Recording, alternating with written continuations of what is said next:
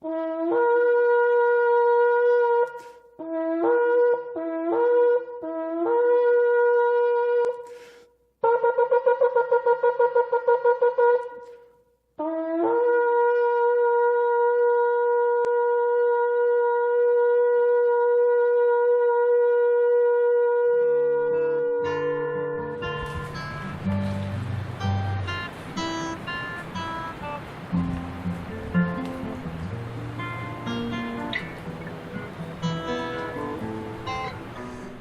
going to do some hardcore Bible study with you. Why? Because, first of all, because we will find some very beautiful messages. Secondly, to see that this is not just a book or a collection of books, but it's the Word of God. And it contains many mysteries that are beautiful to discover and to explore. And we discover the character of God. We see what special messages He has for us personally. And we will also see it's not boring. It's, I think especially for the youth, it's very hard to just sit and read any book, but certainly the Bible, because it's often considered boring and difficult, etc. But it's actually the most exciting book that exists. And it might need some explanation, yes, and some studying, but once you discover certain things, it becomes more and more alive. I want to also point out today some metaphors that are consistently used throughout the Bible. We've done this before. Some of them we've already mentioned. Some of them will be new. And also some numbers. Numbers are also very significant in the Bible. And certain numbers they repeat all the time throughout all of Scripture, from Genesis to Revelation, and with the same meaning. Okay, I want to go first to Genesis, chapter 2, verse 4. So Genesis chapter 1, of course, is the story of creation. And maybe to briefly go there, at chapter 1, verse 31, the last verse, is when creation is finished. And it says there, "And God saw everything that He had made, and behold, it was very good." It was very good. God says it was very good. So if it is very good in God's eyes, it's perfect. Eh? And then in the next chapter, in verse 4, it says, "These are the generations of the heavens and of the earth, when they were created, in the day that the Lord God had made the earth and the heavens." So these are the generations of the heavens and the earth. Here begins a mystery. The mystery of generations, if you will. And that word, I printed it here. This is how it is written in Hebrew. Like this. Toldot, it's called in Hebrew, so it's the Tav, the Vav, the Lamet, the Dalet, the Vav, and the Tav. Toldot means generations. And this is the first time in the Bible we find this word. From there on, we will find it many times, but the next 7 times that the word occurs in the Bible, it is spelled like this. It is missing a Vav, which is actually wrong. So the first time it is spelled correctly, and the next 7 times it is spelled wrongly. It is missing a Vav. It's very interesting. There are many errors, if you will, in the original Torah, or in the Tanakh even. But these are deliberate errors. They have a meaning. And so the Hebrew reader understands that something is wrong here. in the generations, something is missing. And this is because right after what we just read, when God says everything is perfect, man falls into sin. And it is no longer perfect. And this is expressed by the vav that is missing in the word generations. So it begins then to describe the generations of Adam, the generations of Noah and Noah's sons. All the time when it uses this word, this specific word, it is missing the vav. Man is broken. Is failing something. 7 times this happens. So there is, I'll just make a short note. We have the vav. The vav is the number 6.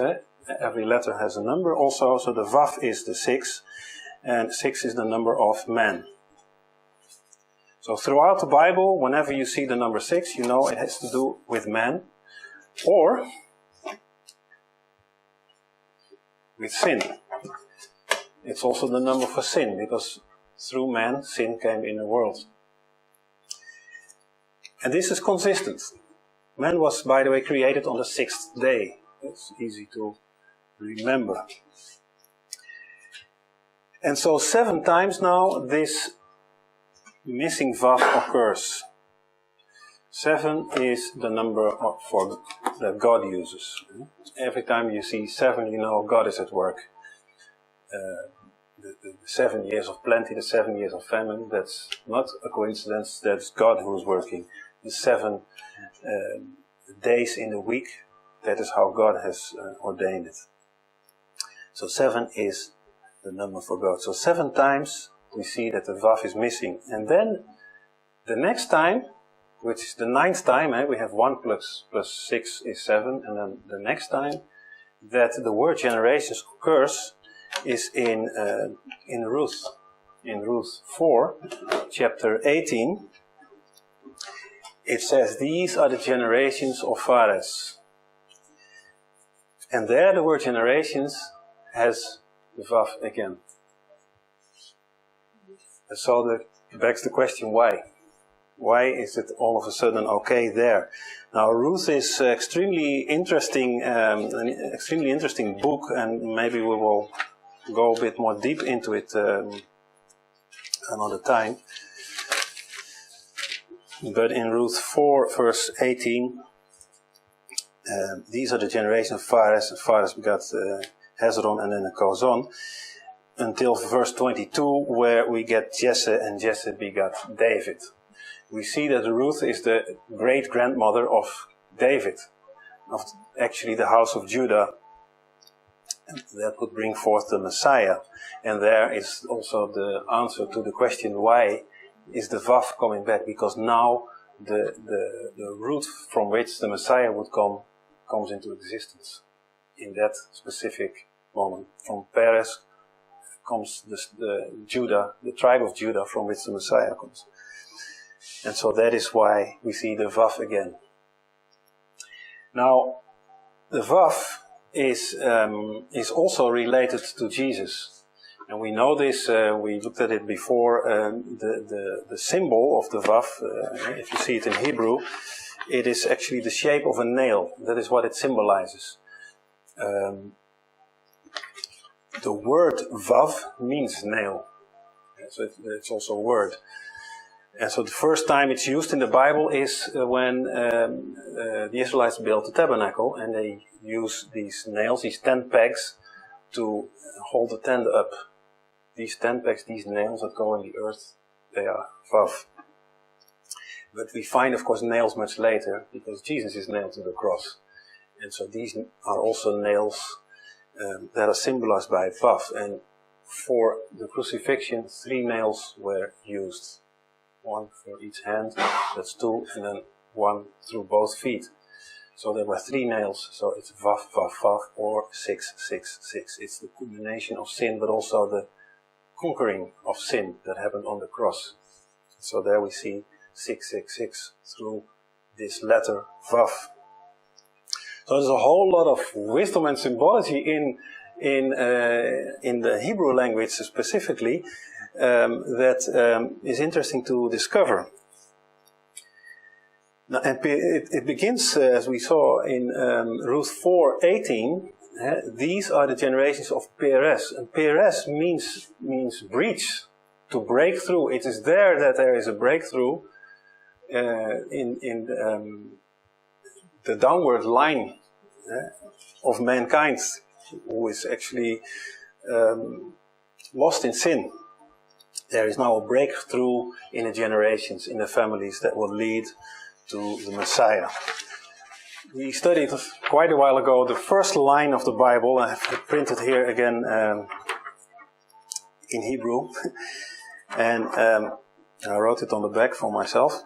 It begins, of course, here from right to left. It says, Bereshit bara Elohim et Hashamayim, heavens, Vaet Hares. So, in the beginning, created Elohim, God.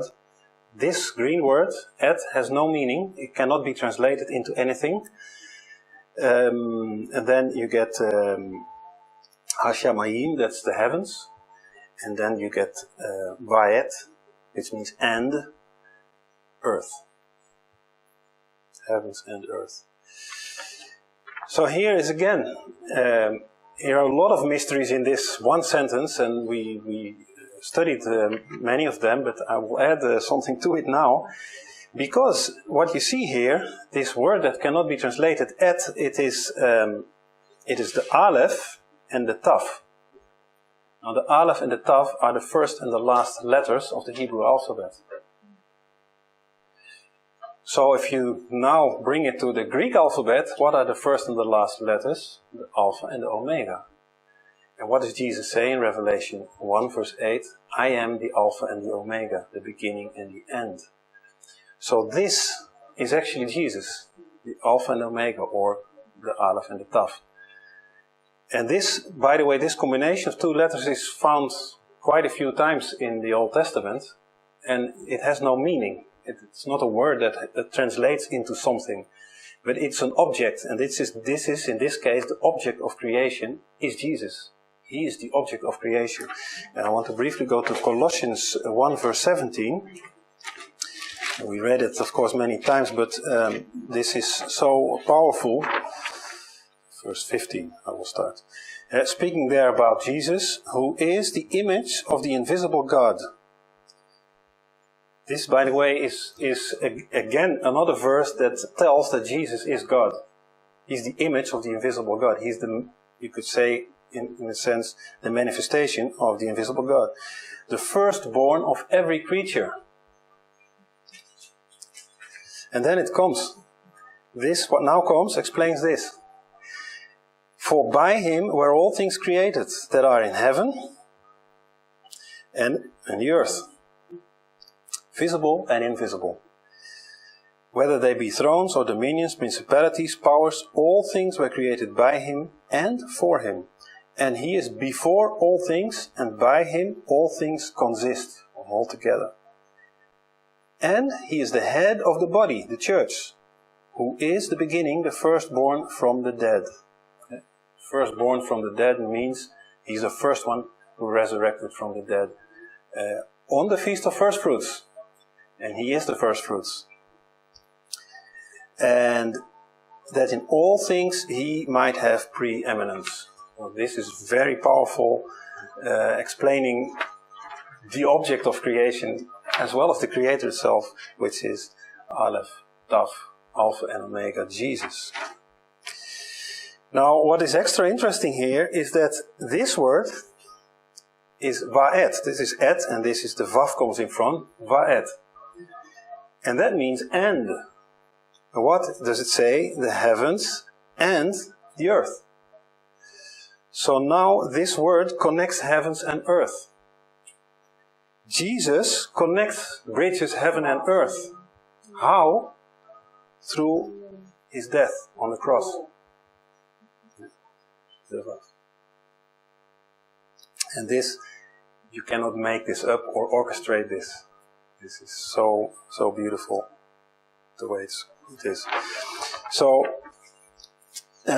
we see that it's through a man sin came, but through man sin was also redeemed, and our connection with heaven, with God, is restored through him. But these are a few of the many mysteries that there are in the Bible, and you can see that it is all given by God.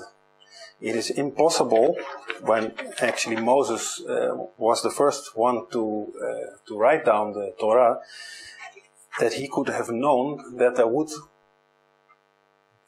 millennia later be a Greek language which would begin with Alpha and Omega, and that there would be someone who would use that to say, I am the Alpha and Omega. You cannot make this stuff up.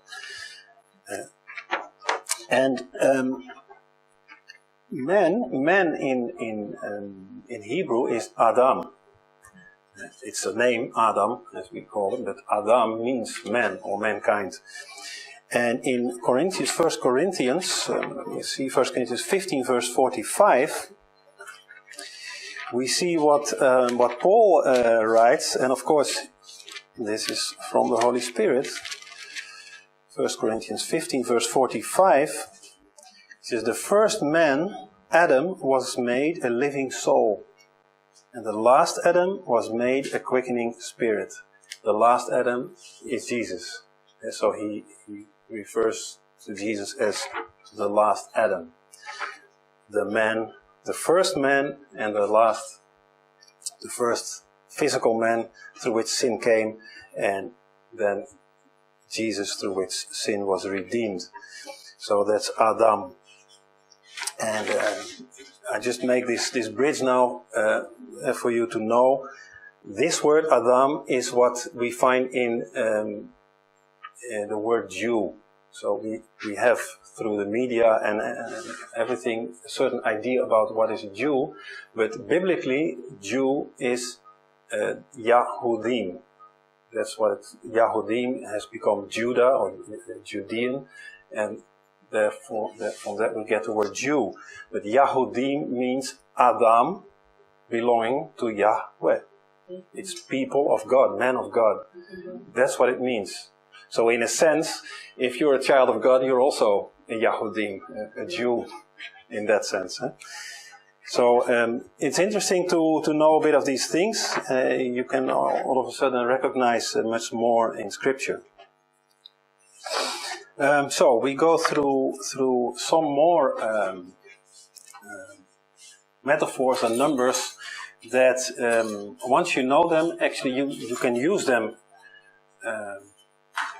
whenever you read, you will recognize them. I want to go to one verse that I read a while ago as an example, which is in Luke 14 verse 16. Luke 13 verse 16, sorry. And it's about the Sabbath, that Jesus heals a woman on the Sabbath, and the Pharisees accuse him that he should not do this on the Sabbath. And then Jesus answers them, and he says there, Luke 13 verse 16,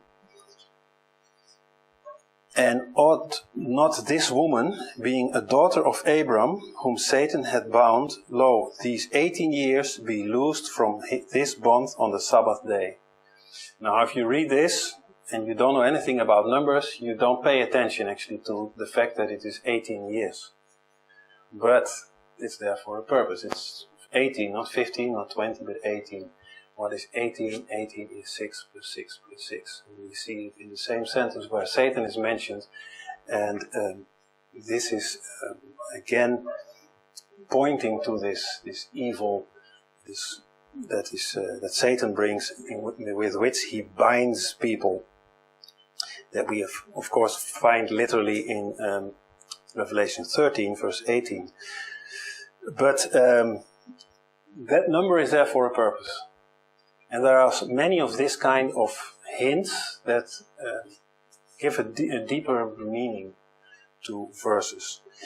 I want to use the story of basically of David and Goliath to show many of these things, and some of them we have already mentioned when we went through the genealogy and in some other instances, but okay, a bit of repetition is no problem.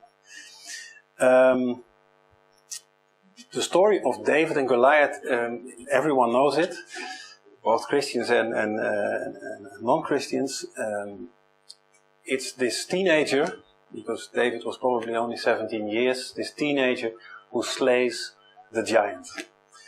And it's history, it happened really, but it's also a story that foreshadows something that's going to happen in the future. And it's also a story that has many metaphors in it. Now, first we have to understand what a giant is. And most Christians don't. They don't know. In most churches, it's never taught. Goliath was just a big guy. But no, he was not just a big guy. He was a specific race of beings that roamed the earth in those days. And actually the Bible tells us a lot about it. And so I first want to dig out a little bit of that. In Genesis 10... Genesis 10 is the generations of Noah, the generations with the missing Vav, as we just saw. So this is right after the flood. It begins to explain who are the sons of Noah and who are their offspring. So we take a few verses. Verse 1 says, now these are the generations of the sons of Noah, Sem, Ham and Japheth, and unto them were sons born after the flood. Then in verse 6, it says, the sons of Ham, Cush and Mizraim and Put and Canaan. So these are the sons of Ham. And then in verse 8, and Cush begat Nimrod. In other words, Nimrod is the grandson of Ham, the great-grandson of Noah. And then it says, second half of verse 8, he, Nimrod, began to be a mighty one in the earth. This in Hebrew, a mighty one says a Nephilim, a giant. He began to become a giant. Somehow, this Nimrod had found the way to become a giant like they were before the flood. We're not going to talk about how all this could have happened. Actually, we talked about it once, but the point is, here we see after the flood, giants coming back in the world. They were before the flood, but now we see them after the flood. And Genesis 6 actually also says this. Genesis 6 verse 4, it says, there were giants in the earth in those days. That's before the flood, and also after that. So they were there before the flood, but also after. And after it begins with Nimrod. And here, it's in, at least in my translation, it says giants, but it's the same word. It's Nephilim. Now, what do we see? Nimrod is the sixth son of Cush. You can count it, they are mentioned there. So we see 6 again connected with sin. From Adam, it's the 13th generation. And 13 is another number that we will find throughout the Bible. 13 is the number of rebellion. Now, I will also give you some hints to help to remember some Bible verses.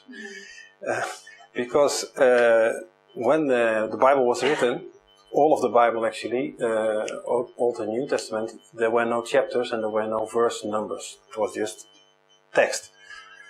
And later they split everything up into chapters and in verses that everyone uses now. And practically all Bibles are the same. There are some slight differences here and there. And it's always, it's easy because now we can say, well, we go to Genesis chapter 10 verse so many, and then we all are at the same point. So it helps us a lot, but it's also a help to find back things and to remember.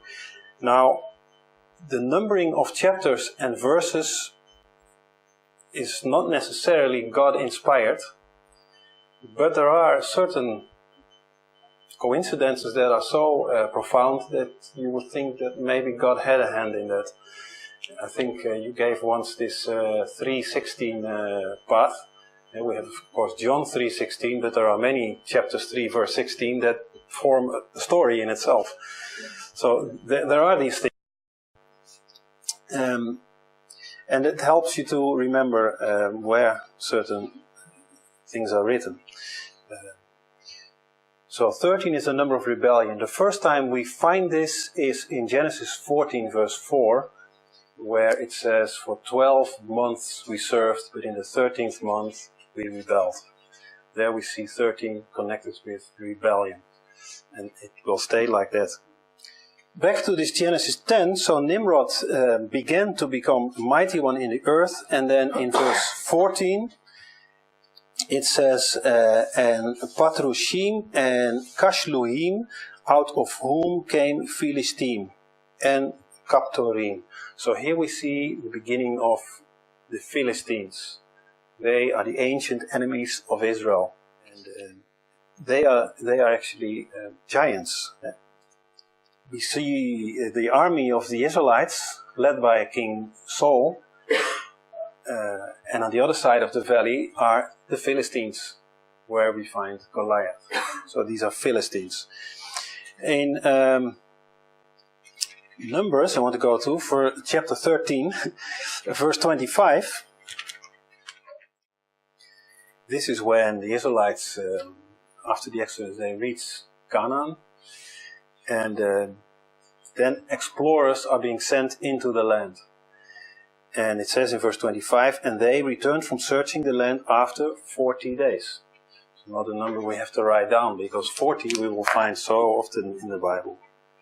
40 is a time of testing. 40 days the Israelites had to wait. Just as when Moses was on the mountain, 40 days they had to wait. They were tested. They failed the test, they built a golden calf. 40 days now they had to wait until the explorers returned. 40 days Jesus was in the desert fasting. And there are many other instances where we find 40 as a time of testing. In verse 30 then, the explorers have returned, and Caleb is one who is among them. And he says, Caleb stilled the people before Moses and said, let us go up at once and possess it, for we are well able to overcome it. So Caleb says, let's go in and fight them and take the land. Yeah? We can do it. Verse 31, but the man that went up with him said, we be not able to go up against the people, for they are stronger than we. And they brought up an evil report of the land which they had searched unto the children of Israel, saying, the land through which we have gone to search it is a land that eateth up the inhabitants thereof. And all the people that we saw are in it are men of great stature.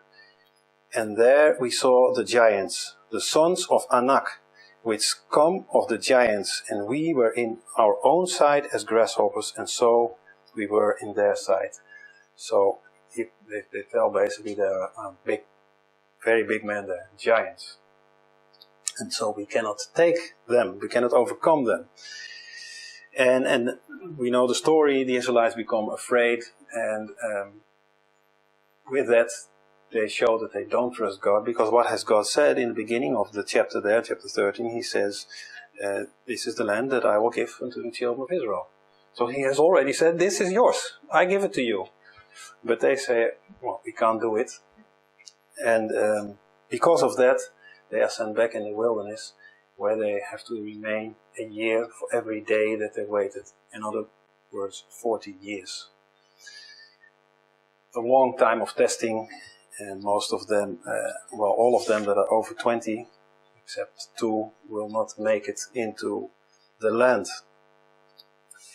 We also see here the name Anak. They are the sons of Anak. They are Anakims. So it's a name that you also find often in the Old Testament. It's one of the tribes of the giants. Then 40 years later, they come again at this border of the land, and that's of course in Joshua, because Joshua is the one who follows up Moses in leading the people to the land. And so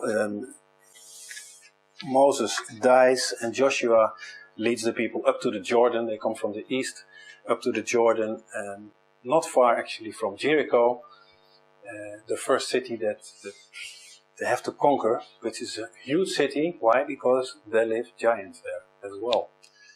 Joshua 11, verse 21 and 22. So they have now entered the land. I skip a bit, but I'll come back to that later. They enter the land, Jericho has fallen, and then they move on to conquer other cities and tribes in Canaan. And it says there, and at that time came Joshua and cut off the Anakims, here we have it again, from the mountains, from Hebron, from Debir, from Anab, and from the mountains of Judah, and from all the mountains of Israel. Joshua destroyed them utterly with their cities. So all these Anakims were wiped out. They were all defeated. Verse 22, there was none of the Anakims left in the land of the children of Israel, only in Gaza, in Gath, and in Asdod. There remained. So some stayed, and in particular, of course, here Gath is mentioned, and that is the very town from which Goliath came. So we know from this and other scriptures, Goliath was an Anakim from Gath. So he was not just a big man, he was actually the offspring down from the line of Nimrod. This was evil from the beginning. Now, why would God use a giant as a picture to teach the Israelites? If you see a giant, your natural reaction is what the Israelites had the first time. You become afraid, especially when it's an aggressive giant. You will become afraid because this giant is able to, with one blow, to kill you. Giant and fear go together. So let's also write it down. And why is that important? Because fear means there's no faith. That is the whole reason why the Israelites were not allowed to enter the country. They were fearful, which means they didn't trust their God. Their God who had led them out of Egypt. They did not trust him that he could also help them conquer these giants in the land that he had already given them. Fear, if we go to 1 Samuel 17, that is the story of David and Goliath. We see also fear there.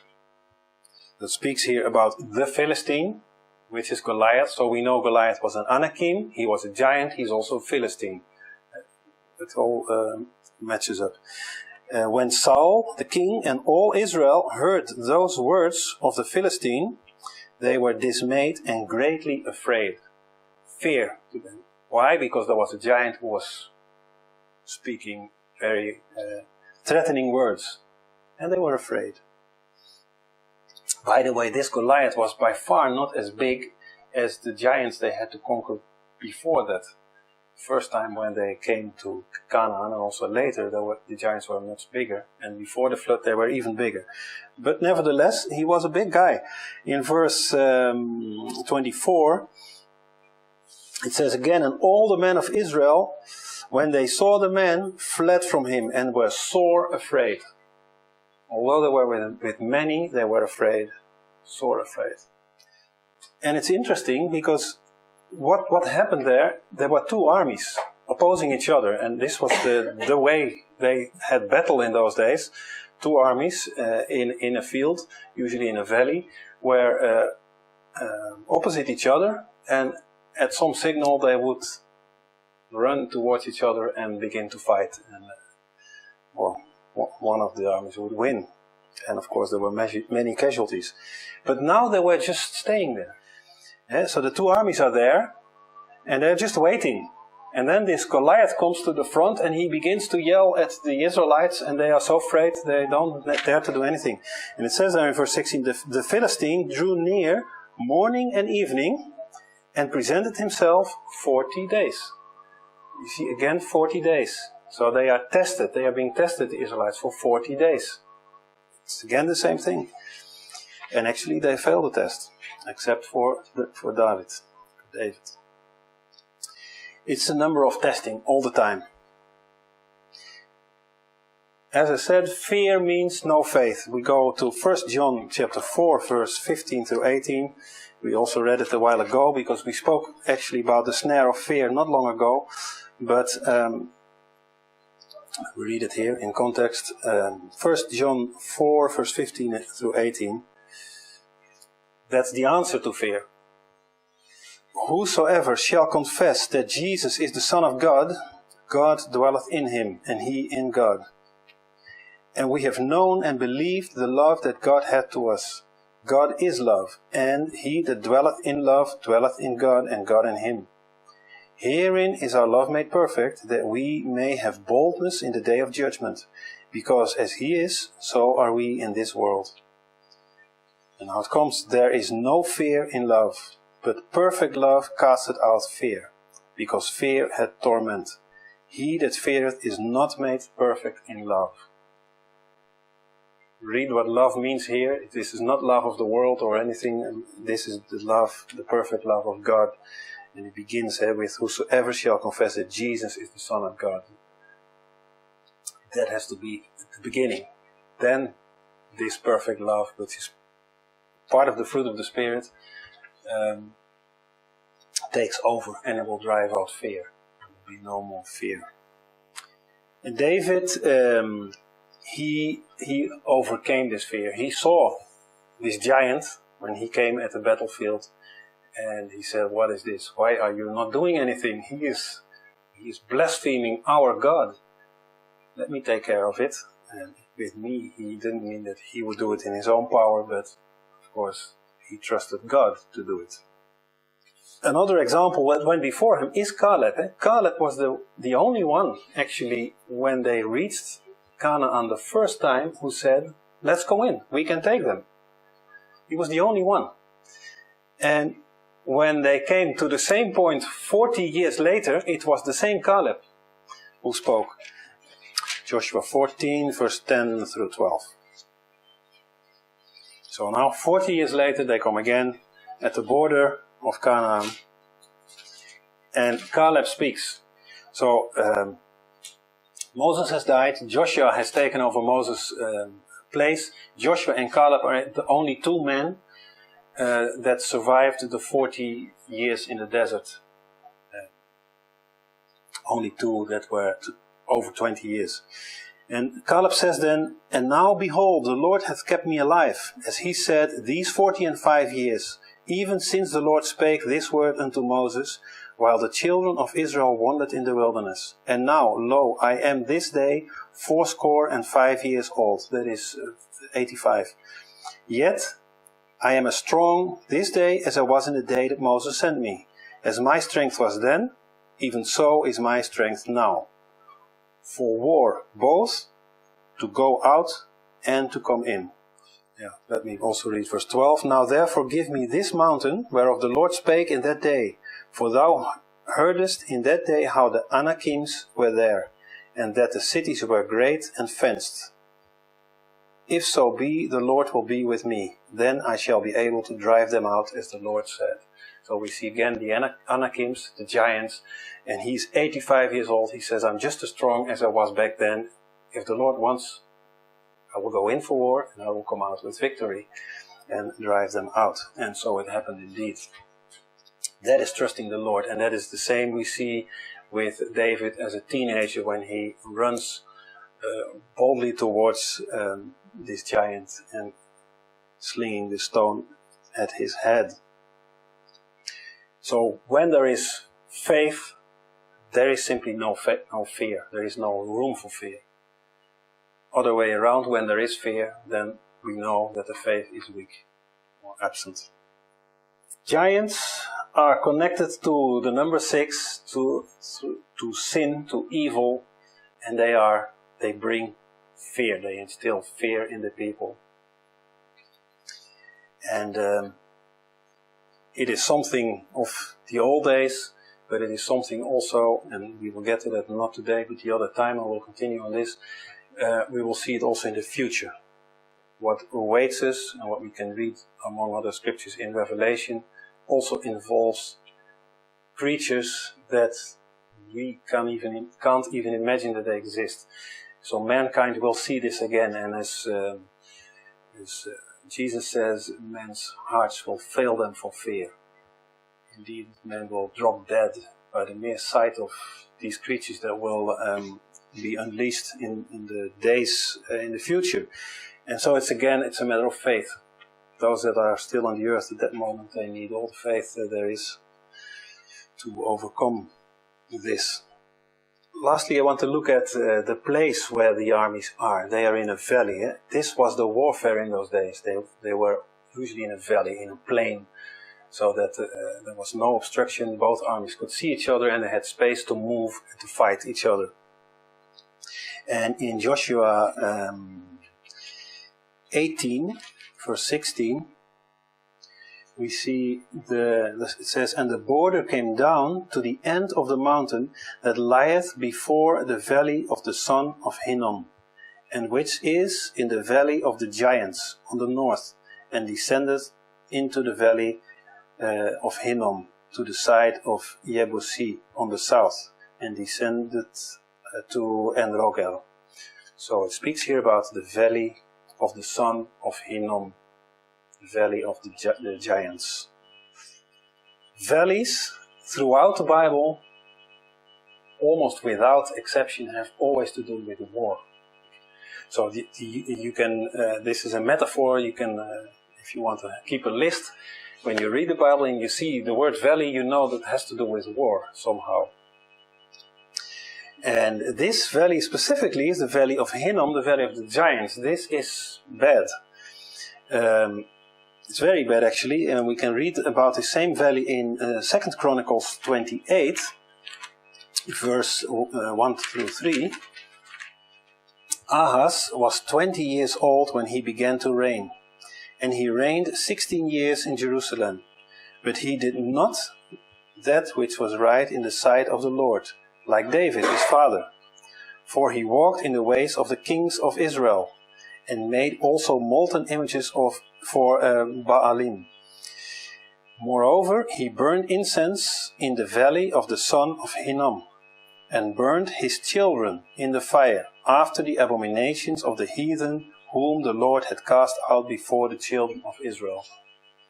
So here they began to make idols, idolatry, but also to sacrifice children. Human sacrifice was happening there in the valley of Hinnom, the valley of the giants. And these were the same customs that the giants had before them. This is what they did. They had idols, they were sacrificing humans. And we find it again in chapter 33, verse 6 and 7. "And he caused his children to pass through the fire in the valley of the son of Hinnom. Also he observed times, and used enchantments, and used witchcraft, and dealt with a familiar spirit, and with wizards. He wrought much evil in the sight of the Lord, to provoke him to anger. And he set a carved image, the idol which he had made, in the house of God, of which God had said to David and to Solomon his son, In this house and in Jerusalem, which I have chosen before all the tribes of Israel, will I put my name forever." So here we see again human sacrifice, but it continues. It doesn't, if it's not bad enough, but he observed times. This means trying to understand the future. This is part of witchcraft, of course. He used enchantments, all kinds of rituals and spells. Witchcraft dealt with familiar spirits, so of course demons are involved to make this happen. And this provoked, of course, God to anger. On top of that, he put an idol in the temple, in the house of God itself, which is a foreshadow of the abomination of desolation that we read about in Daniel chapter 9, Matthew 24, and in Revelation 13. All this is linked to the valley of Hinnom, the valley of the giants. All this evil, and this leads back to Nimrod. These things that we read here are exactly the things that God had said to the Israelites not to do when they would enter the land. They should not do the things that these people were doing.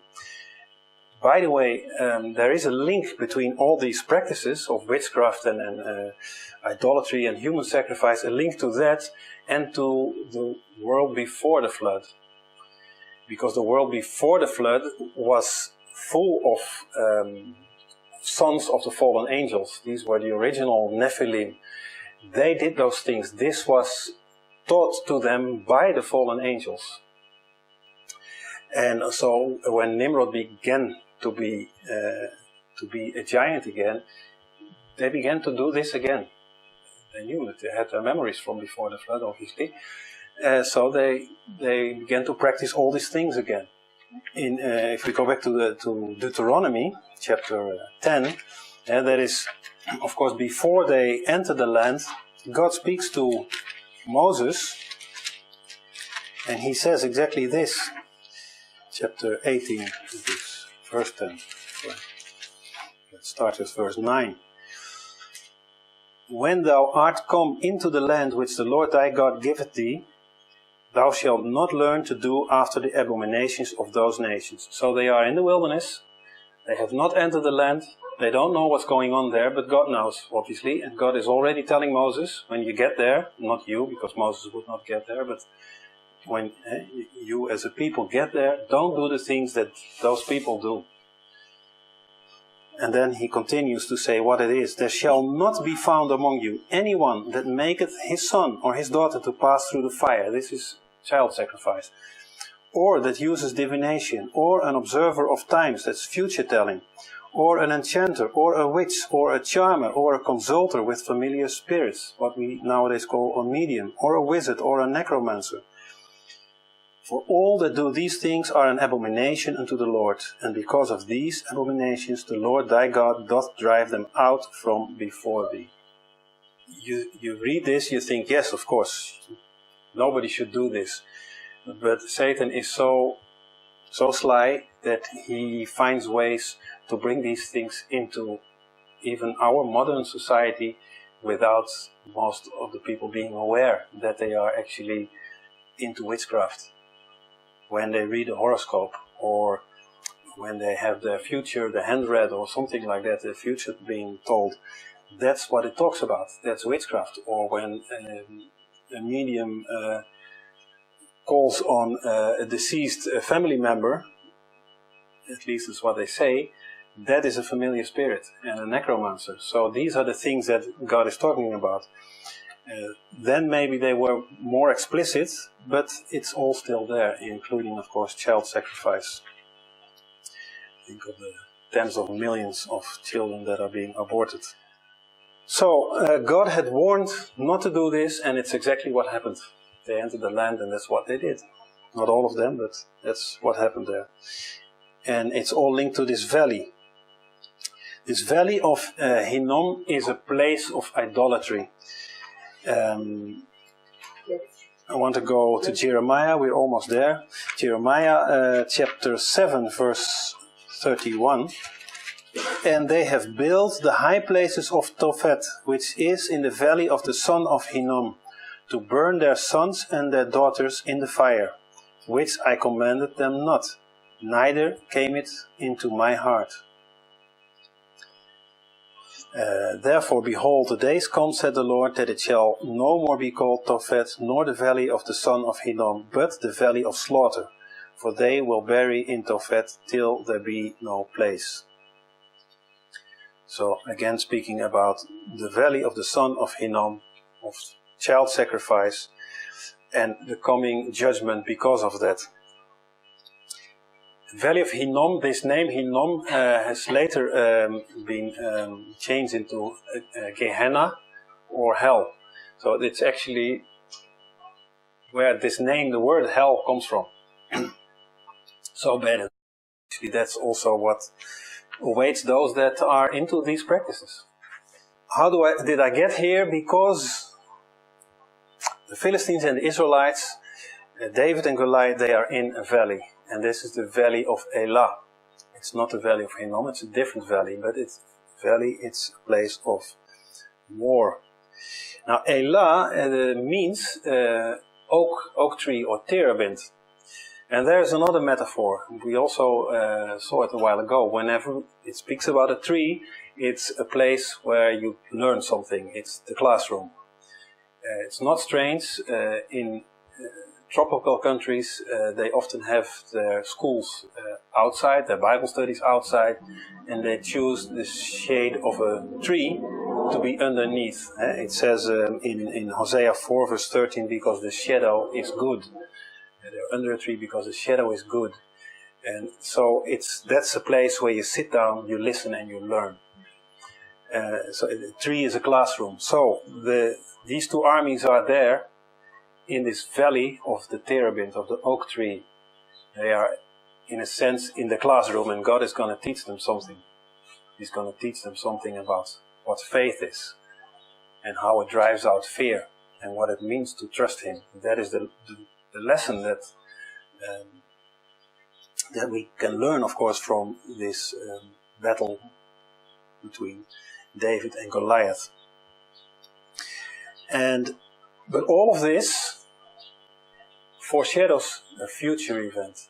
It is the battle between good and evil, and the battle between God and Satan, actually, that is being foreshadowed there. And we will see that David, in every sense, foreshadows Jesus the Messiah, whereas Goliath, in every sense, foreshadows the Antichrist, or the beast, as we see in Revelation. And we will make this link the next time, and we'll see how profound it is. There are literally dozens of parallels that you can make between these two events. And one of them, of course, that's the last thing I mention now, is that this last battle is also in a valley. We usually call it the Battle of Armageddon, in Revelation 19, verse 19, of course. But we also touched on this mystery in Revelation 16. It is where demons are being sent out to draw the kings of the world to that place to come against the Messiah. In Revelation 16, verse 16. So this is future now. The kings of the world, they will be possessed to go to war. They will all go to that place to await the Messiah, Jesus, so that they can defeat him. And it says there in Revelation 16, verse 16, and he gathered them together into a place called in the Hebrew tongue Armageddon. And so usually from this we think it has to be Megiddo, because it sounds similar to Megiddo, and the valley of Megiddo is mentioned in Scripture, but when it's mentioned it's also always called Megiddo and never Armageddon. The key here is that John writes in the Hebrew tongue, it's called Armageddon. And he writes in Greek, and he's telling it's Hebrew, and in Hebrew it's called Armageddon, not in Greek. So we have to go to the Hebrew to understand what Armageddon means. And then, this is of course a transliteration. He has written in Greek letters something, how it sounds in Hebrew. So it is Armageddon. That's the Hebrew phrase, which is sheaves bound together in the valley of decision. That is what it is. Sheaves of wheat that are bundled together. So this ties in perfectly with what we spoke about last Sunday, the tares and the wheat. Yes. See, they will be taken and bundled. And of course the tares are to be burnt, and the wheat is to go up into the barn. And that's the judgment that comes. So it's a valley of judgment, actually, what it speaks about. It doesn't speak about Megiddo. It speaks about the valley of judgment, which in Hebrew is often called the valley of Jehoshaphat. Jehoshaphat meaning the judgment of God. The valley of Jehoshaphat. That is where the final battle that we find in Revelation 19 will take place. And that is just east of Jerusalem. And it connects with the valley of Hinnom. It's of Hinnom, the valley of the giants. There are three valleys that come together there. So it's the valley of Jehoshaphat, the valley of judgment. That is where this battle will take place. And the battle between the Israelites and the Philistines with Goliath and David is a foreshadow of that battle. So if you look at the story of David and Goliath, you know already how the other battle is going to end. David is Jesus, Goliath is the beast. So you understand what's going to actually, it's written also in Revelation, but God has already shown it in a very early stage. And the last verse we read is from Matthew 24, when Jesus refers to this, verse 28. So in Matthew 24, verse 28, it is where Jesus refers to this final battle. In verse 27 he says, "For as the lightning cometh out of the east, and shineth even unto the west, so shall also the coming of the Son of Man be." So he refers here to his second coming, at the end of the tribulation period. And then when he comes, the armies of Satan and the world are waiting for him. That's when this event takes place. So the next verse he says, "For wheresoever the carcass is, there will the eagles be gathered together." So where the carcass is, where the dead bodies are, there the eagles will be. If you go to Revelation 19, you will see that the fowls of the air are gathering to eat the flesh of all those that are slain in that battle. There's a link there. So we've seen a few metaphors. Of course, giants, fear, as opposing faith. We've seen valley has to do with war, with judgment, with decision, and the tree as the classroom, if you will. And then we have some numbers, the number 6 of man, the number 7 of God, number 13 rebellion, number 40, the number of testing. And I will go a bit deeper into this when we draw parallels next time, when we draw parallels between the David Goliath and the Battle of Armageddon. We will see that there's more in the numbers there that links those two even more. But that's for next time.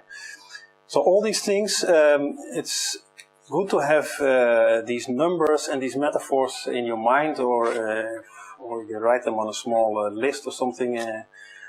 That when you read a verse, sometimes you see, like this example I took from Luke, you see the number 18, you think, what is 18? And then maybe the Spirit gives you this idea, it's 3 times 6. And you make this link. And of course, if you can go much deeper into this verse, because he's also the daughter of Abraham, and there's much more to it. But anyway, this comes by revelation through the Holy Spirit, but it helps to know certain things to make you look into a certain direction. And it's absolutely interesting. And I will show also, I said I would do it now, but next time, how you remember certain verses. Okay, I will name one. I will name it again next week. The number 666, which adds up to 18, which is the ultimate rebellion against God, is found where? I get often this question, well, where is it again? Well, it's very simple. Rebellion is 13, it's in chapter 13 of the book of Revelation. 6 plus 6 plus 6 is 18, it's verse 18.